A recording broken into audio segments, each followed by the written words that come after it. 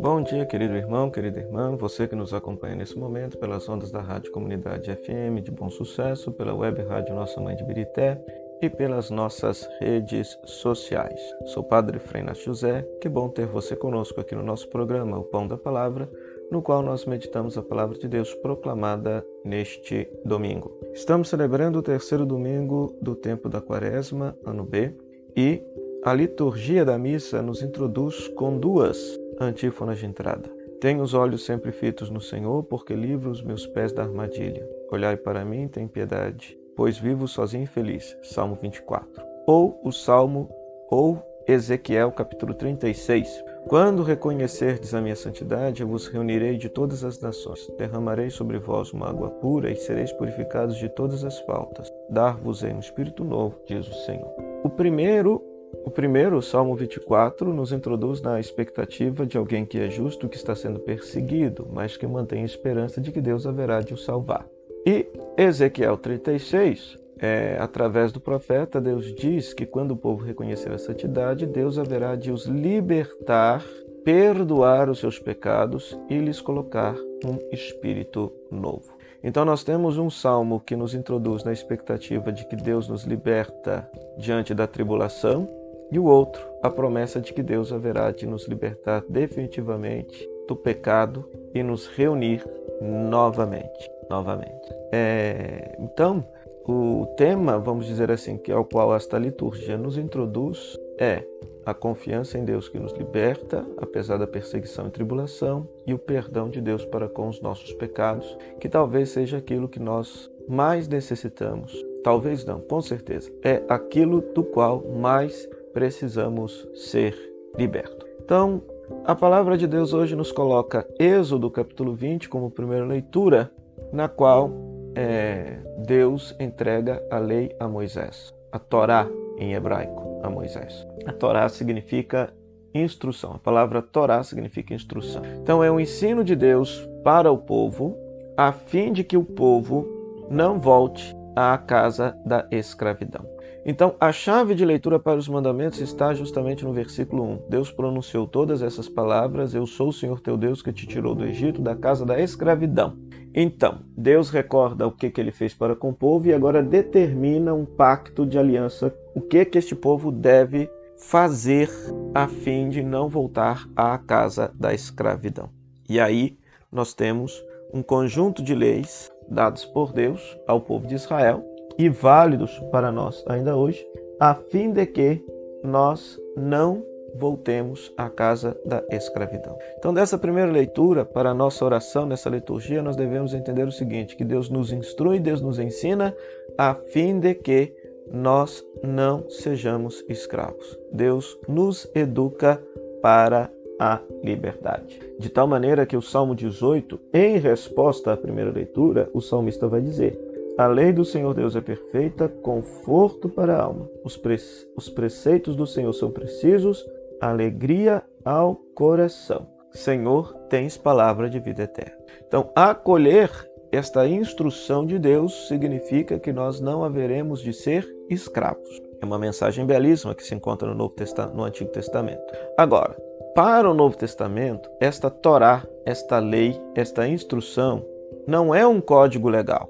Para o Novo Testamento, esta Torá é uma pessoa, é a pessoa de Jesus Cristo. Por isso que os evangelistas, ao narrarem teologicamente a vida de Jesus, colocam Jesus cumprindo a Torá, porque ele é a Torá feito carne. Então, dito de uma forma assim bem simples, a instrução definitiva de Deus para a humanidade, para que a humanidade saia da casa da escravidão do pecado, é a pessoa de Jesus Cristo. Ou escutamos a palavra de Jesus Cristo e praticamos, e vivemos a liberdade dos filhos e filhas de Deus, ou haveremos de permanecer escravos politicamente, socialmente, religiosamente falando, e mais ainda, espiritualmente falando, na condição de pecadores. Depois, na segunda leitura, nós temos primeira carta de São Paulo aos Coríntios, capítulo 1, versículo 22 a 25, na qual Paulo sintetiza o conteúdo da pregação cristã.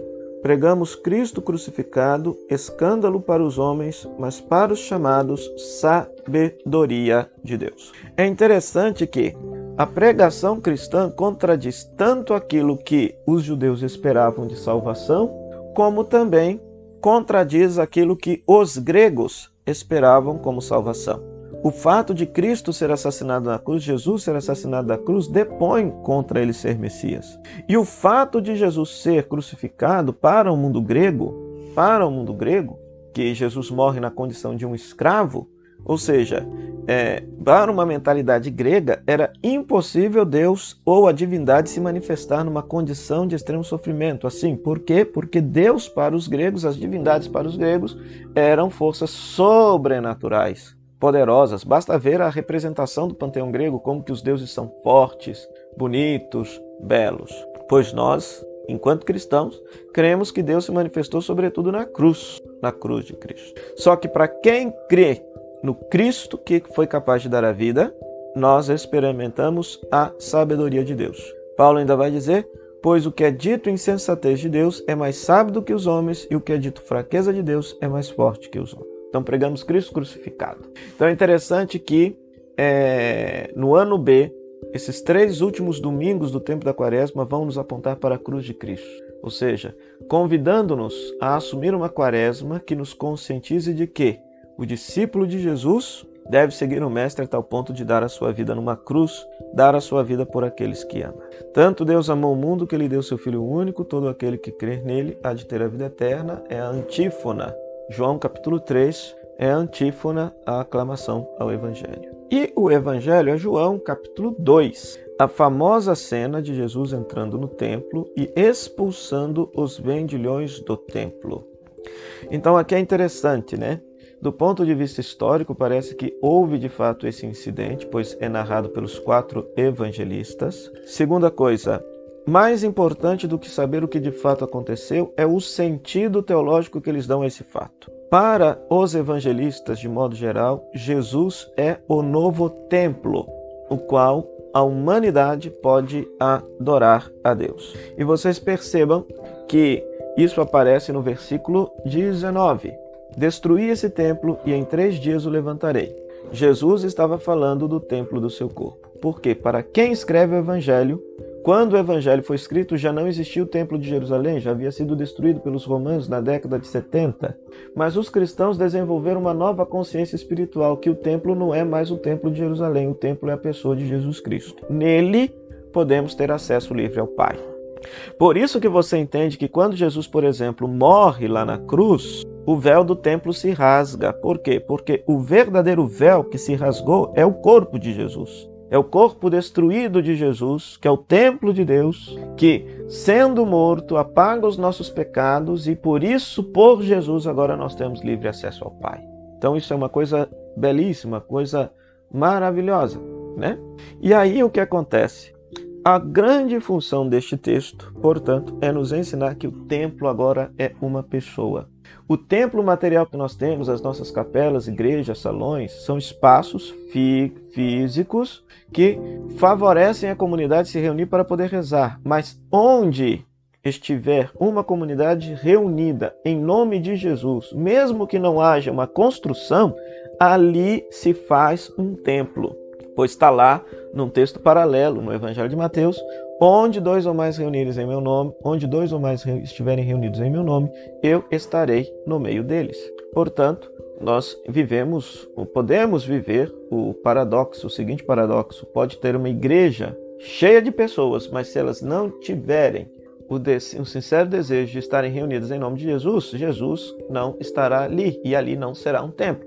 Mas, mesmo que não haja um templo físico, mas ali pessoas se reúnem com o desejo de seguir a Jesus e viver a palavra de Jesus e rezar e experimentar a presença do Cristo, ali Cristo se fará presente. Ali Cristo se fará presente, né?